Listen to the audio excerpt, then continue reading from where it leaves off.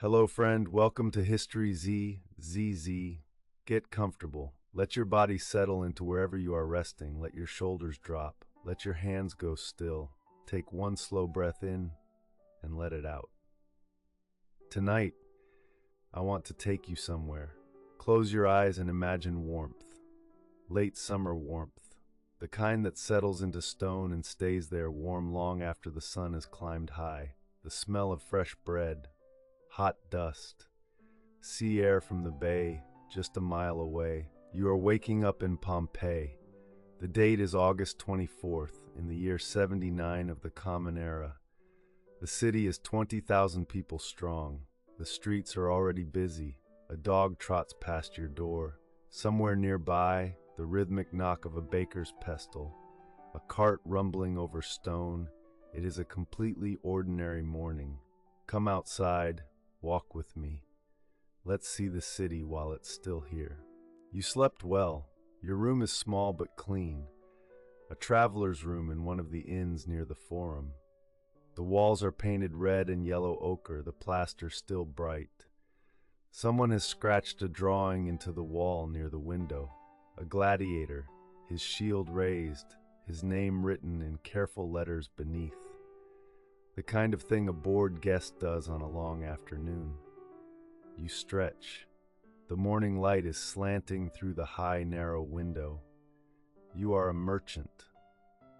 You arrived in Pompeii 2 days ago, traveling from Neapolis to the north, what we would call Naples. You brought cloth, good cloth, dyed in a deep blue that the local traders want. You sold most of it yesterday and you're in a good mood. One more day to finish your business, then back up the coast road to the ship. You pull on your tunic, lace your sandals, splash water from the basin on your face, cool from the cistern in the courtyard. Today will be a good day. You step out into the street. The street is already alive. Pompeii's roads are narrow and paved in large irregular stones, worn smooth by generations of cartwheels. You can still see the ruts worn into the rock, deep grooves where thousands of wagons have passed over centuries. Stepping stones cross the road at each intersection, raised above the level of the street, so you can cross without walking through the water and waste that runs along the gutters. The walls on either side are plastered and painted. Advertisements, mostly. A wine merchant announces his prices. A man running for local office has paid to have his name and virtues written large beside the crossroads. Someone else has written a rude counter-advertisement directly below it. Pompeii has never lacked for opinion. A group of schoolboys comes around the corner in a knot, their teacher trying to keep them in some semblance of order. They pay you no attention. You fall in with the foot traffic heading toward the Forum. The morning feels permanent. These stones feel permanent. You have no reason to think otherwise. The smell finds you before the bakery does. Hot bread, olive oil, something slightly charred and sweet. A batch of honey cakes, perhaps, pushed too close to the edge of the oven. You stop. The bakery is one of the larger ones near the Forum, a prosperous establishment with a stone counter facing the street, the front smoothed by years of hands resting there while transactions were completed. Behind the counter, the baker's assistant is stacking rounds of bread. The baker himself, a broad man with flour in his beard, is pulling a long wooden paddle out of the oven. You buy a roll and eat it standing at the counter. It is dense and slightly salty, still warm from the oven. You wash it down with a cup of watered wine. The assistant pours without being asked. Standard morning practice in this city. The baker nods at you. You nod back. Later, when this building is excavated 19 centuries from now, they will find 81 loaves of bread still inside the oven. The baker never got to take them out. But that is later. For now, the bread is warm and the morning is good. The forum opens before you like a held breath. It is the heart of Pompeii, a long rectangular plaza paved in travertine, flanked by colonnades of white stone that catch the morning light and throw it back at you. At the far end, the Temple of Jupiter rises above everything, its columns pale and clean against the blue sky. And behind the temple, behind the rooftops, behind the whole calm city, Vesuvius. The mountain fills the northern sky. Its summit is rounded and forested, unremarkable. A few wisps of haze cling to the upper slopes, not smoke, just the ordinary morning mist that burns off by noon.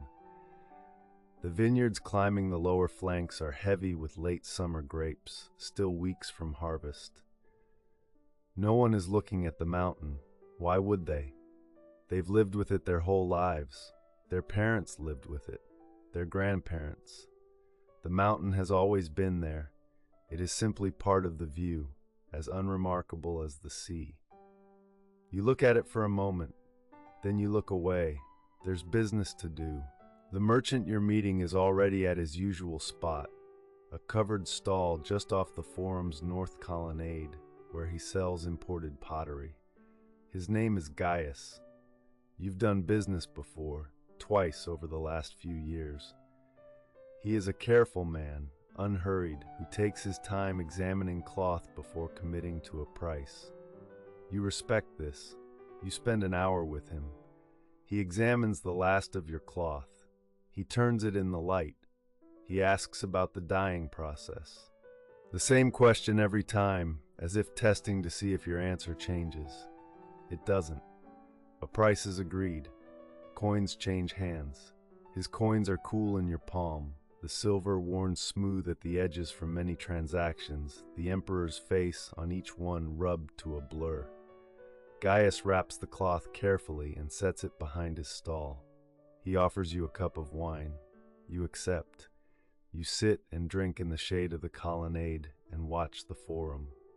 Pompeii goes about its morning. A magistrate crosses the plaza with two attendants, his toga brilliantly white. A woman argues with a vegetable seller about the price of onions. A group of men discuss something with many gestures near the public fountain, their voices animated but too far away to hear clearly. It is just a morning in a city. Nothing special. Perfect. After your business with Gaius, you have time. The gladiatorial games are not until mid-afternoon. Your remaining tasks are small. A brief stop at the harbor to confirm your ship's departure tomorrow, a message to send to your partner back in Neapolis. You go to the baths. The Stabian baths are one of the oldest buildings in the city. Centuries of use in these rooms, the stone worn silky underfoot. You move through the sequence. The cold room first, the shock of cool water bringing you fully awake. Then the warm room, the air thick with steam, the sound of low conversation and water. Then the hot room, where the hypocaust beneath the floor radiates a deep, dry heat through the tile. You lie on a marble bench. The heat moves into your muscles. A slave with oil moves through the room, offering the scraping service that passes for cleaning in a world without soap. A curved bronze strigil drawing the oil and grime from skin in smooth practice strokes. Around you, men talk. Business, politics. The games this afternoon, apparently a particularly good program, good fighters. Someone mentions that there was a small tremor last night, barely felt, probably nothing. There have been tremors before. There was a big one, years ago, that damaged many buildings. They repaired them. They rebuilt. Pompeii is good at that. You close your eyes and let the heat do its work. The harbor is a short walk south, where Pompeii meets the sea, or rather where it used to meet the sea. Over centuries, the land along this coastline has been slowly rising, the harbor pushing outward, and the docks now sit somewhat further from the actual water than they once did. But the boats still come. The trade still flows. Your ship is there. A sturdy merchant vessel, its hold currently carrying Campanian wine amphorae for the return trip north. The captain, a Sicilian you've sailed with twice before, confirms departure tomorrow at first light. He also mentions the tremors. 3 small ones in the last week, he says. He doesn't like it. His crew is nervous. He wants to leave today, actually, but the amphorae loading isn't finished, and he can't justify abandoning half his cargo. You ask if he's worried. He shrugs. Tremors happen everywhere, he says. It's nothing. But he looks at the mountain when he says it. You look too. Vesuvius sits above the city, calm and enormous, exactly as it always has. The morning haze has burned off now. The summit is clear. Nothing. Just a mountain. You tell him you'll see him at dawn. The afternoon is hot. Pompeii settles into the familiar summer ritual of the midday rest. Shutters pulled against the heat. The streets quieter now. The loudest thing, the buzzing of insects in the gardens and the distant sound of the sea. You rest in your room for a while. The painted walls are cool. The ceiling high enough that the air moves a little. From somewhere in the city comes the sound of a dog barking, urgent, insistent, then stopping, then starting again. Some dogs have been behaving strangely today. You noticed it this morning, but thought nothing of it. You also notice, lying there in the afternoon quiet, that the birds are not making much noise today. The swallows that nest under the roof eaves, usually very busy in the afternoons, are not there. You notice these things, and you think nothing of them. Why would you? You close your eyes for a little while. The heat is heavy. The city breathes slowly around you. You sleep a light and comfortable sleep. The amphitheater is in the eastern part of the city. It is one of the oldest stone amphitheaters in the Roman world, built over a century ago, dug partially into the earth, the oval of seats holding 20,000 people. Today it is nearly full. You find your seat in the upper tier. The afternoon sun is still high, but a cloth awning, the velarium, has been drawn across part of the seating to provide shade. The sand of the arena floor has been raked smooth. The crowd is in good spirits. Vendors move through the aisles with wine and bread and olives. A man in the row behind you is explaining the afternoon's program to his son. This fighter and that fighter, their records, their styles, who is favored. The trumpets sound. The fighters enter the arena. 20,000 people exhale at once. That sound a crowd makes when something they have been waiting for finally begins. You feel it in your chest. The afternoon will be good. It happens just after midday. You are watching the second bout. A good match, both men skilled. When you feel it. Not much. Just a suggestion. The stone bench beneath you vibrating very slightly like a cart passing on a cobblestone road, except there is no cart. It lasts perhaps 3 seconds. Some people in the crowd look around. A few murmur.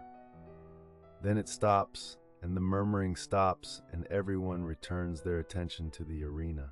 The fighters have not stopped. The crowd refocuses. But you keep your eyes on Vesuvius for a moment. The mountain hasn't changed. Still green, still calm, still topped with that slight haze that might be cloud or might be nothing. You look back at the fight. The man in the row behind you, the one explaining things to his son, says quietly, "That's the third one this week." His son asks, what causes them? The man says he doesn't know. Neptune, maybe. The god of the sea sometimes shakes the earth when he is restless. It happens.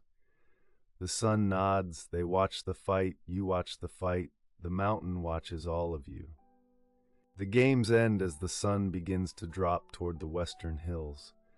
The crowd files out into the streets, animated and happy, debating the afternoon's bouts.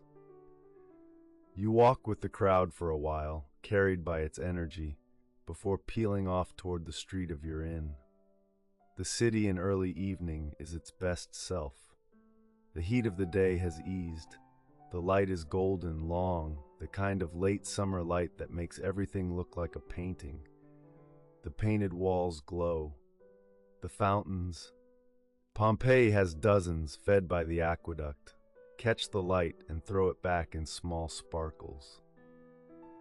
You stop at one of the thermopolia, the hot food counters built into street-facing walls across the city, the equivalent of a tavern or fast food stall. The counter has circular holes in the stone containing ceramic pots of stew, lentils, chickpeas, and oil. You point, a bowl is handed to you. You eat standing at the counter, watching the street as Pompeii moves around you in the evening gold. Tomorrow you leave, one more night. You feel for a moment almost sorry to go. Before returning to the inn, you pass through one of the city's larger private gardens. Pompeii's wealthier houses are built around interior courtyards, peristyle gardens, colonnaded walkways with a central garden of roses, laurel, and fruit trees. You pass one whose gate is open, and you look in. A family is there in the evening cool, an older couple on a stone bench, two children chasing a cat around the fountain at the garden's center, the cat utterly disdainful, barely accelerating ahead of them. The evening light catches the water in the pool. Roses, late in their season, still holding on. The smell of something cooking from deep inside the house. The couple on the bench are talking quietly. Their hands are close together but not quite touching. The comfortable proximity of two people who have been together long enough that closeness requires no effort. You stand there for a moment longer than you need to. Then you walk on. That family will be found 19 centuries from now, exactly as they are in this moment, frozen in the ash, in the positions of their last moments, the evidence of an ordinary life interrupted mid-sentence. But you don't know that. You just see a family in their garden in the evening. The night comes warm and clear. Pompeii in the dark is not the same city as Pompeii in daylight. The streets narrow down. The lamplight from windows and doorways makes small islands of warmth in the dark. From somewhere, a tavern perhaps, or a house with guests, the sound of a lyre being played. You sit in the small courtyard of your inn for a while before bed. The innkeeper brings wine without being asked, a good Campanian red grown on the slopes to the east, thick and dark. You drink it slowly. Above the courtyard, the sky is extraordinary. The Milky Way is out. The stars are brilliant in a way that city light will never allow again, after the centuries turn and electricity comes and takes the darkness permanently away. But you don't know anything about that. You just know the stars are very bright tonight. You just know the wine is good. You just know that tomorrow you sail north and home, and that this was a successful trip, and that there is nothing left to do tonight but rest. Pompeii is quiet now. The city breathes around you in the dark. The city goes to sleep. Ward by ward, quarter by quarter, the lights go out. The forum is empty and silver in the starlight. The amphitheater is dark, the arena sand undisturbed. The bakeries' ovens are banked low, the bread for tomorrow already rising. The dogs are still uneasy. A few howl somewhere to the north, a sound that carries far in the quiet night. The animals have felt something for days, something in the ground, something below the vibration that human feet can feel. But the city sleeps. 20,000 people, tucked into their homes, their inns, their barracks, their villas, sleeping the ordinary sleep of people who have had an ordinary day and expect an ordinary tomorrow. Gaius the merchant, who bought your cloth today, is asleep with his wife in their house near the Forum. He is dreaming of something pleasant, you can't know what. The captain of your ship is asleep on the water, his vessel rocking gently in the harbor's swell. He has decided to leave at first light, regardless of the amphore. Something in him has made a decision his conscious mind hasn't fully reached yet. The children from the garden are asleep, curled together in their room, the cat, finally caught, asleep at their feet. The mountain waits. You wake once in the night, not from a sound, not from a tremor, just the ordinary waking that happens sometimes in the small hours. 3 o'clock, perhaps, when the body drifts up to the surface of sleep for a moment before going under again. You lie in the dark. The room is still. Through the small window you can see a square of stars, the same stars that have hung above this mountain and this city since before Rome was built, since before anyone can remember. Since the first people looked up from this plain and named them, the city is completely quiet, not even the dogs are awake. You feel for a moment the particular peace of the deep night, that sense of being awake when the world is asleep, of being briefly outside time, neither in the day behind nor the day ahead, just here, just now. The stars above and the city around you. You close your eyes, you sleep. The last dawn. You don't know it's the last one. You wake with the birds, the ones that are still there at least, and the first pale light in the east. You pack your things. Your travel bag is small, a change of clothes, your remaining coin, a small bronze clasp that was your father's and that you carry for no reason you could properly explain. You wash your face. You eat a last roll of bread from the inn's kitchen. Outside, the morning is gray and soft, the sun not yet above the hills. The streets are empty, except for one old man moving deliberately toward the Forum with a bundle under his arm, a merchant probably, setting up early. A stray dog watches you from a doorway. You walk toward the harbor. Behind you, the city is waking up. Smoke beginning to rise from the first breakfast fires, the sound of voices from deep inside houses. The bakeries already at work. Behind the city, behind everything, Vesuvius stands in the gray morning light, its slopes dark green, its summit lost in cloud. Not cloud. But you're already at the harbor, you're already stepping aboard. The ship moves away from the dock. The captain is quiet this morning.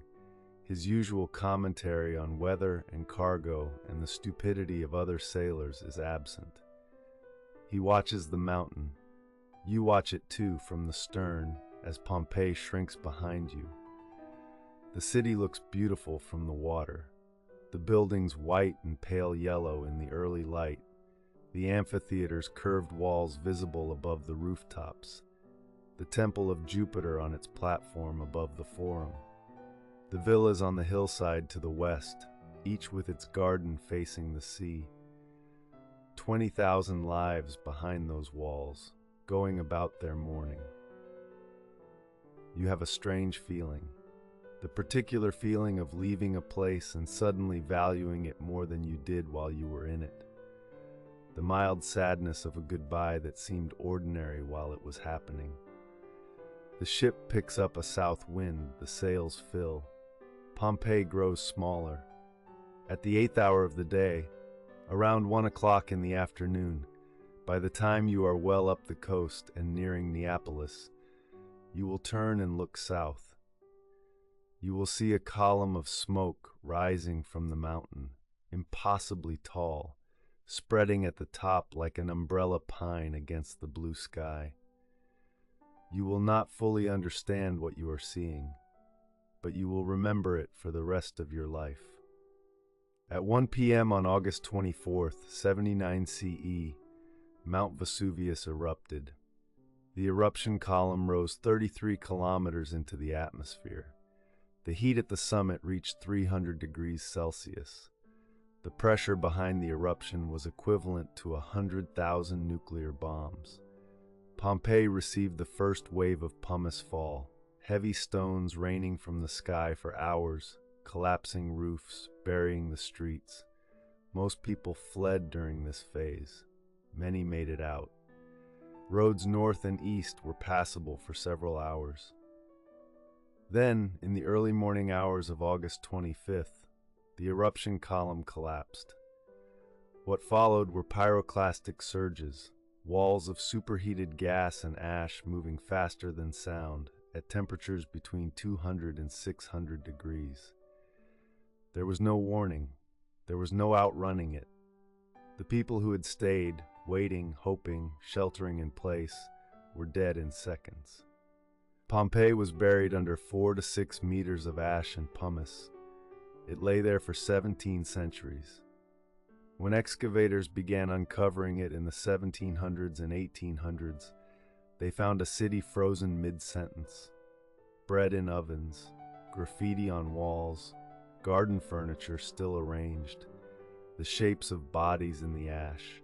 The city had been not just destroyed but preserved. A whole world captured in a single morning. You got out. You were already on the water when the mountain woke. The captain had been right to leave early. Something in him had known, not what, not how, but that the time to leave had come. From the water you watched the column rise. You watched the sky go dark. You watched the ash fall across the bay like gray snow, settling on the surface of the water around the ship, hissing as it hit. You watched Pompeii disappear. You made it to Neapolis. You told people what you had seen. Rescue ships went south as soon as the ash fall thinned enough to risk it, pulling survivors from beaches where they had fled. People who had made it to the coast and found the sea too rough and the ash too heavy to go further. Later, you heard how many had not made it.